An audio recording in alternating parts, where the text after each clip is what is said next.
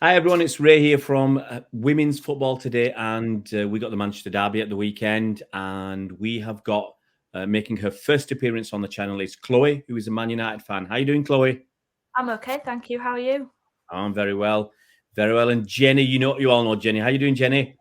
I'm good, thank you. Excellent news. Right, we're going to start off by asking Chloe to tell us a little bit about herself and why she supports Man United and what she does. I saw her on social media. That's why I asked her on today. And I thought, at last, I found a very level-headed Man United fan. So I thought I'd invite you on. So, Chloe, tell us a little bit about yourself. I'm a United fan. I've always been a United fan. I was brought up about 10 minutes away from Old Trafford. I don't really have much experience playing myself. My partner played in United's academy with the women before it got disbanded. My younger brother played for United since he was about 4. He's now about 16. So it's always been in the family to be a Red. Wouldn't have it any other way. Right. Well, let's get asking some questions. We'll stick with you with Chloe first of all. Obviously, it's a massive game. How long have you been looking forward to this game? I'm always looking forward to a derby. I enjoy them if nothing else. I mean, I'm looking forward to this one particularly because we've been at the top of our game for a while. Okay, we drew with Arsenal the other week, but I think the way we handled it and the way like the fans and the players viewed it as kind of a disappointment that we drew with Arsenal was incredible in and of itself. You know, you wouldn't have thought that we'd be in this position to be thinking of games like that. I'm looking forward to it because I think we're actually bringing a fight this time. In the past, it's not always felt like that. Sometimes it's felt like it's been a washout before it's even had the first kick of the ball. But this time, I'm hopeful it's going to be different. All right, Jenny. I mean, has your week been looking forward to this game?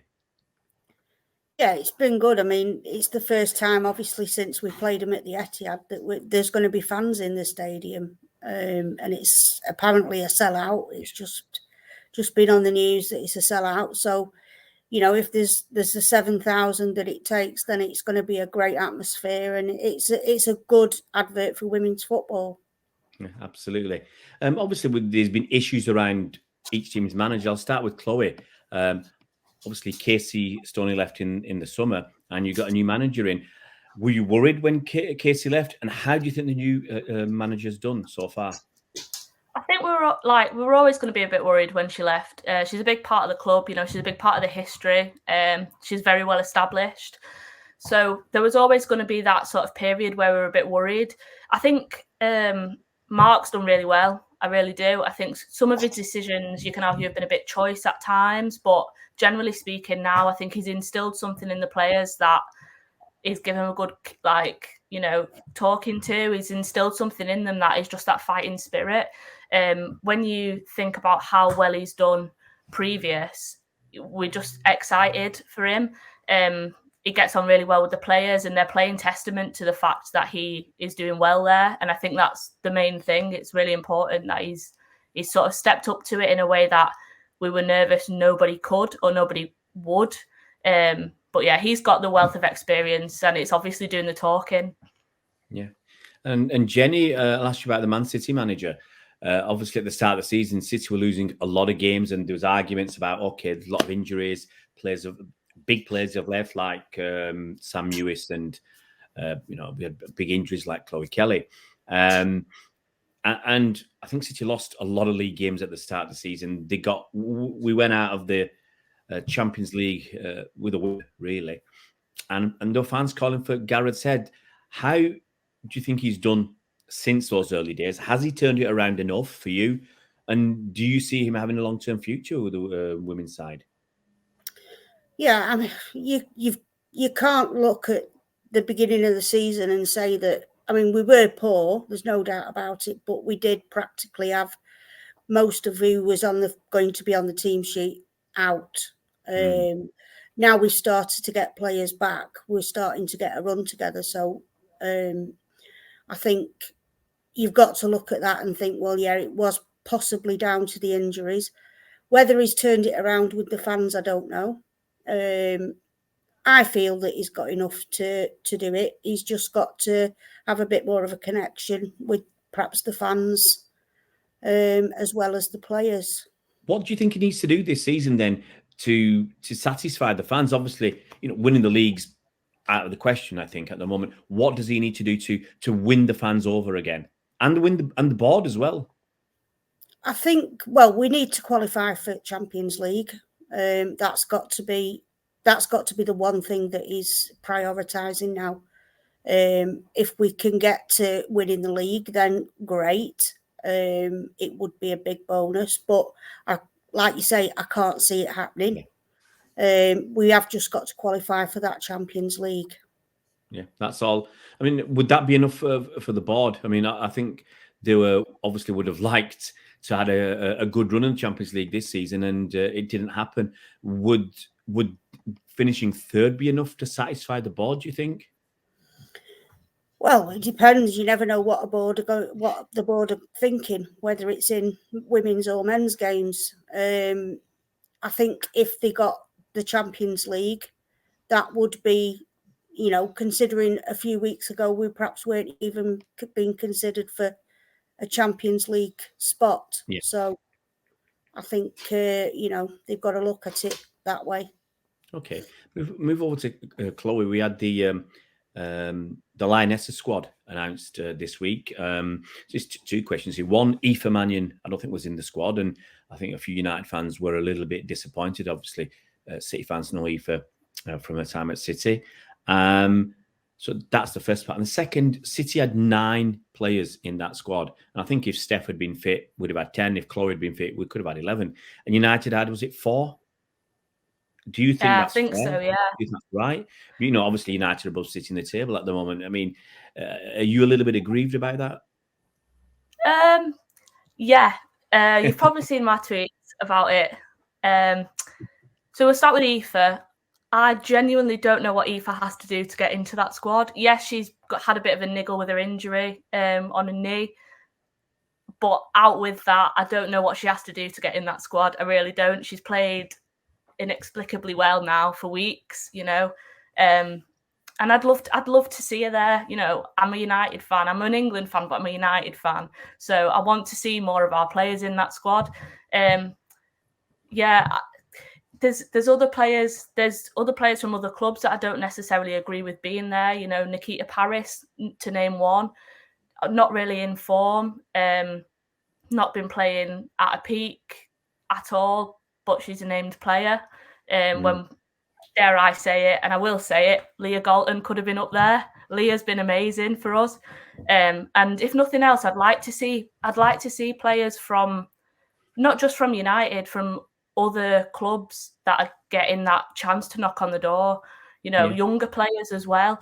I think, although she's only had a few games with yourselves, I think Ruby Mace could have been one of them. She's absolutely exceptional player. She's exceptional. And you know me, I'll say it how it is. If I think a player's good, they're blue, I'll say it. I think she could have been up there. I just think sometimes it's maybe easy to choose the big names over and over again when there's definitely players that could be in that squad. United players, City players, players from up and down the league who rightfully could have earned that space. Leah's obviously going to be one of them for me because I just think she's been amazing, as is Aoife. But yeah. But who's Aoife up against to get if she wants to get into England's squad? Who are her competitors? Is that the problem? It probably is the problem, but I think she could slot into any of the back line. She could slot in and play comfortably in any of those positions. I really do. And her performance has been testament to that. She's played virtually every single game for us from start to finish. And, we've been incredible. She's been amazing. And she's a lot to blame for that. She's been an integral part of the team. And when she's not played, it's really showed. I'd just love to know what she has to do. But the same with Hannah Blundell. I'd love to know what she has to do. I mean, I think some of the problem with Blundell is that she's being rotated. She's playing some games and not others. And I understand that and coming back to the game. But yeah, maybe it's just me being a red. I'd like to see more of our players in there. I think City have had their years of having enough players, as have Chelsea and Arsenal. You know, I think it's our turn now, especially when we're doing so well. Now we'll wait and see. Wait and see. Jennie, I'll switch back to you and ask you your thoughts. I'll give you two questions here. Your thoughts on the England squad. You know, are there enough Man City players? Are there too many Man United players or whatever? And what do you think about Chloe Kelly signing her contract extension?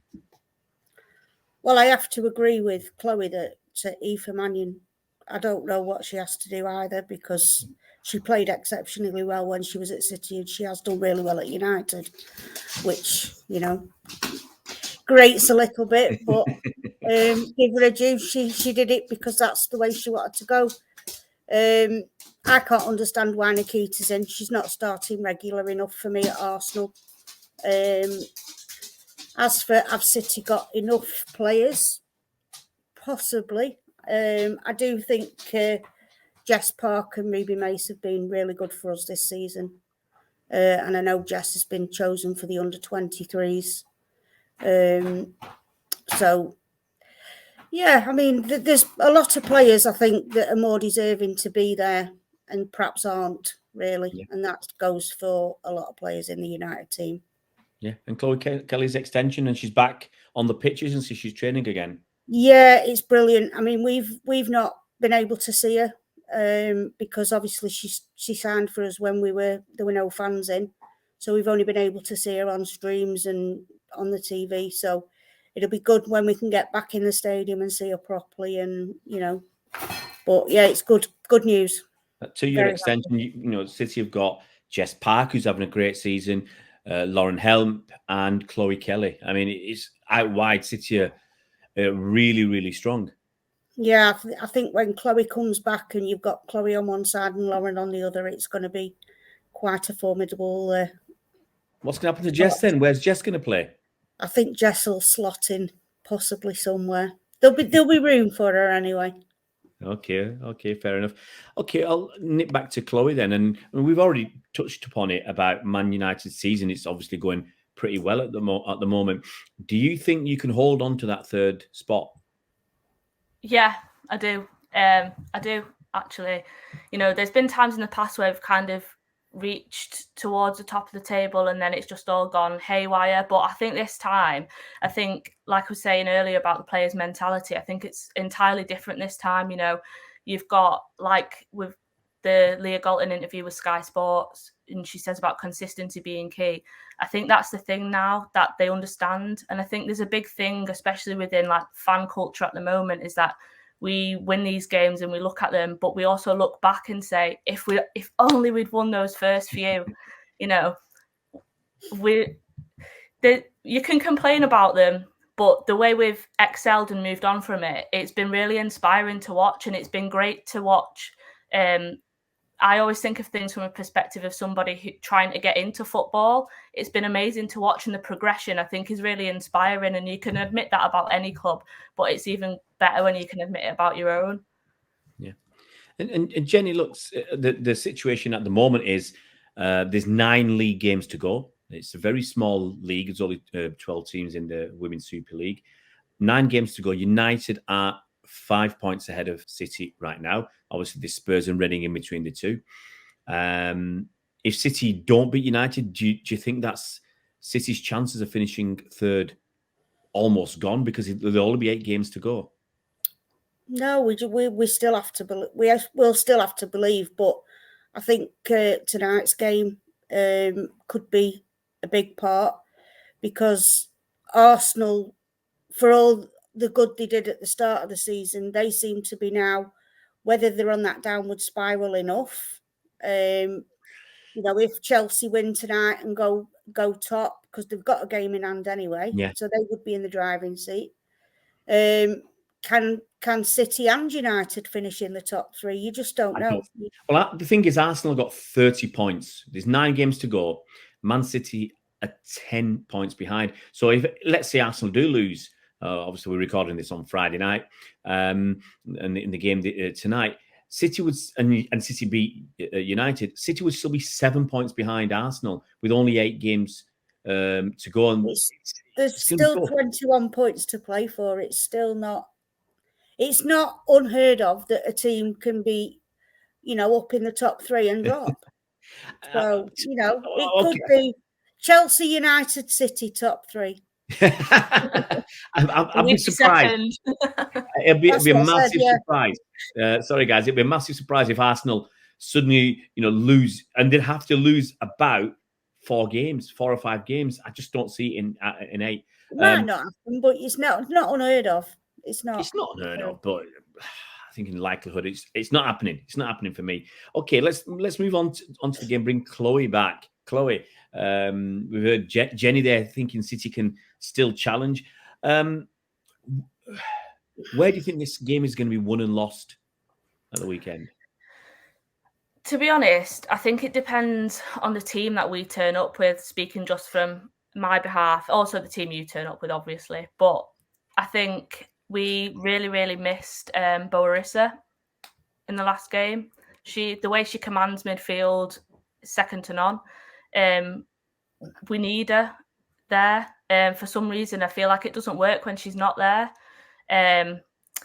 There's going to be like a few interesting players against each other. You've got Honor, who'd be up against the likes of Bronze or Stokes, wherever she wants to play.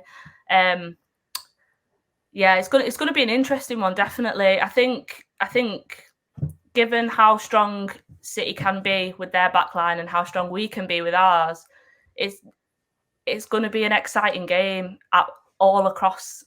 You've got duels, players coming up against each other that you want to see. I'm a really big fan of Lauren Hemp. I'm excited to see how things are going to play out and what's going to happen. Some of the balls that she puts in are incredible. Can we put up with that? I'd like to think so, but I really do think it's fair game this time, and I think that's what's so exciting about this one, is that it's, like I said, it's not a washout. You can't predict either way this time. It's genuinely going to be a fight, which is exciting. Yeah. And Jennie, I personally, I've said it, I think City, if they want to finish third, they need to win against United. So can you tell me how City are going to beat United? Well, again, it's the team that turn up on the day. But for me, I think it's going to be one in the midfield. You've got players on both sides that are capable of making something out of a game and, team scoring from it. So I just think it's going to be the midfield where the game's going to be won or lost. Yeah. Okay. And finally, I'm going to ask you both. I'll start with Chloe for a score prediction. I've thought about this one. I'm going to make quite a bold one. I'm going to go 3-2. I think there's going to be quite a few goals. I think you've got Ella. You're going to get 2 goals. United will get 2 goals. So no, United are going to get 3. We're going to win. But I think you've got Ella Toon coming off the back of that miss. 90% of the time she scores. She makes that run. She scores that goal. So she'll be, what's the quote Mark said? She'll fight with her own shadow. She's that competitive. I think she'll be fizzing about that one. She'll be waiting. And I think if Ellen White plays, I think she'll be equally as frustrated. She's not been starting. She's been sat there bench warming. I think she'll be choking for a goal and all. So I think it's anyone's game. I think it's going to be a high scoring game. Hopefully, we hope it's going to be an exciting one. Like I say, all the fans are there. I'll be there. Be electric. Yeah, excellent. And Jennie, what do you reckon? What do you reckon the score will be? 2-1 to City. Okay. Can you name any goal scorers? Are you keeping that secret? I can see Lauren Hemp getting one. I think Lucy's due a goal as well. Yeah. All right. Good. Guys, it's going to be a very, very interesting game. That's on the telly, the game, isn't it? At the weekend. So obviously there'll be about 7,000 fans there, hopefully, somewhere in that region, and then the rest of us can watch it on the TV. But I've got to say, massive thanks, Chloe and Jennie, coming on a Friday evening and having a chat about the big game. Hopefully, we'll do it again, maybe in a couple of weeks' time, because there's an FA Cup match as well. So there's all these big games, and as you both said, I think it's going to be really, really tight. I'm going to sit on the fence and not make a prediction for a change. I'm just going to leave it with you two guys. But as I said, thank you so much, Chloe, for coming on tonight, and thank you, Jennie. Welcome. Thank you.